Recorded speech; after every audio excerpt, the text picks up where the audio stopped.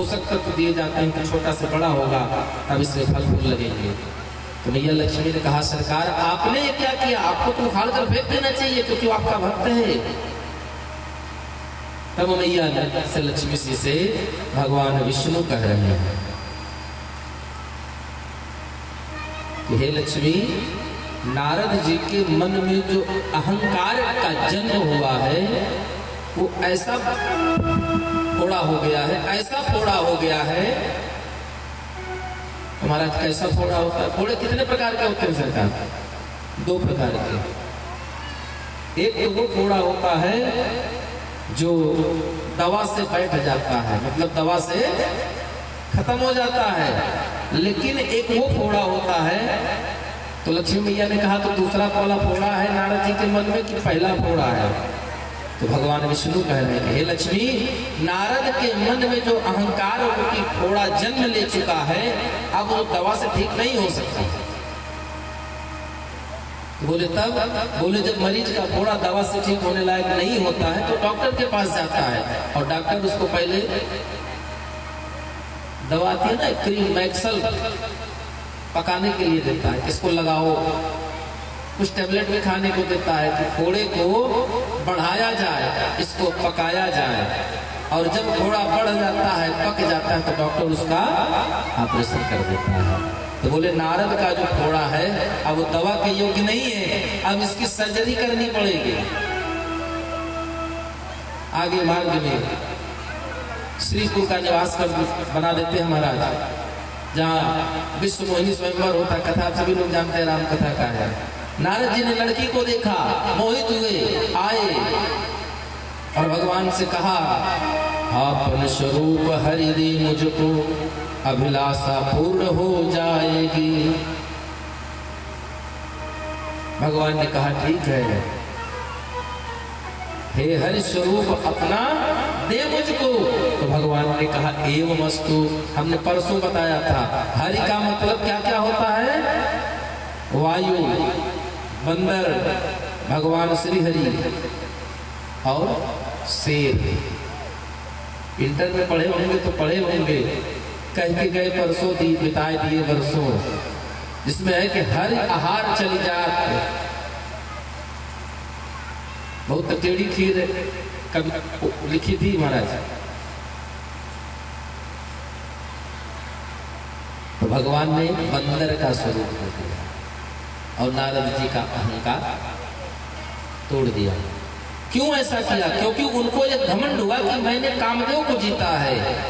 इसलिए भगवान ने तुरंत कामनाओं का विस्तार कर दिया, माया का प्रवाह कर दिया और नारद जी फंस गए महाराज माया के चक्कर में। तेरी माया का ना पाया कोई पार, कि लीला तेरी तो ही जाने। इस प्रकार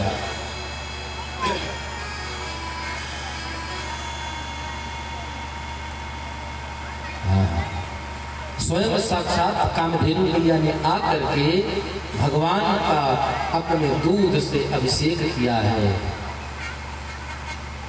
और वही कामधेनु मैया ने कन्हैया का नामकरण किया है। क्या नाम रखा? बोलिए गोविंद भगवान की। और अहम इंद्रो हि देवानां त्वं गवा इंद्रतां गतः, गोविंद यति लोके त्वां गास्यन्ति भुवि मानवाः। इस प्रकार इंद्रदेव क्षमा याचना करते हैं। क्यों? क्योंकि जब भक्ति का आज इंद्र की दशा ठीक वैसे है जैसे इंद्र के लड़के जयंत की हुई। जब माता सीता का श्रृंगार कर रहे थे सरकार, एक बार चुन कुसुम सुहाए, कर श्रृंगार निज हाथ बनाए। तो गोस्वामी जी लिखते हैं सुरपति सुत धरे,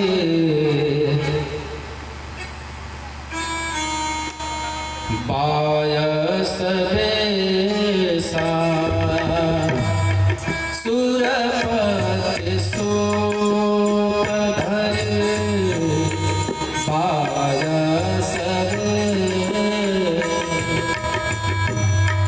सुरपति सूत धरि पायस बेसा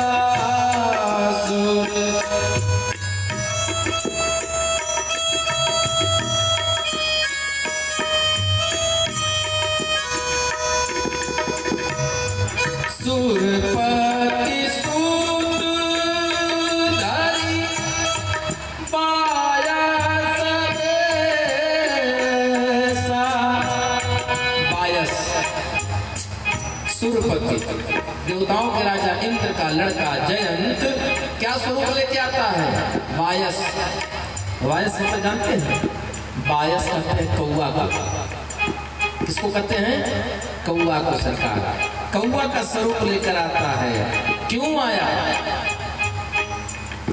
अच्छा आया तो क्या किया?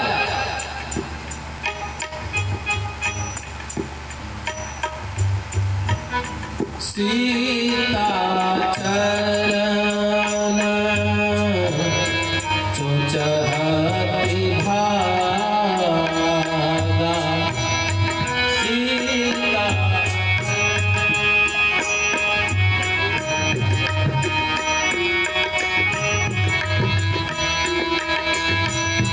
सीता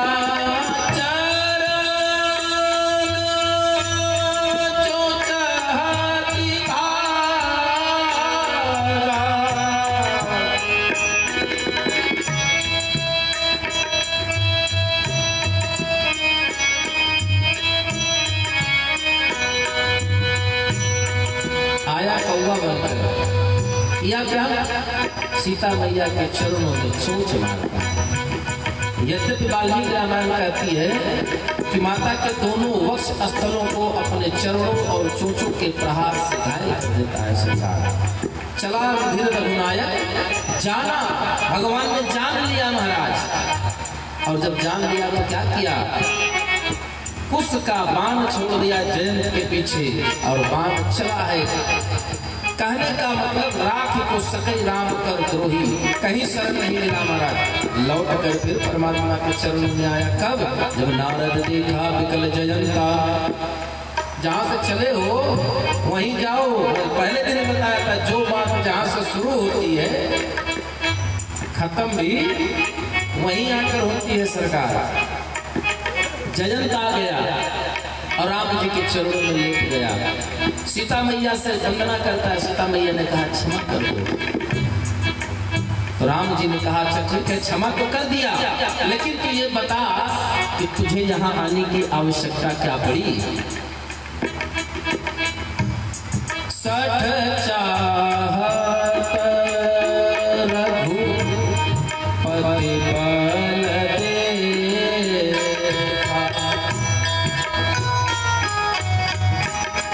क्या बात है?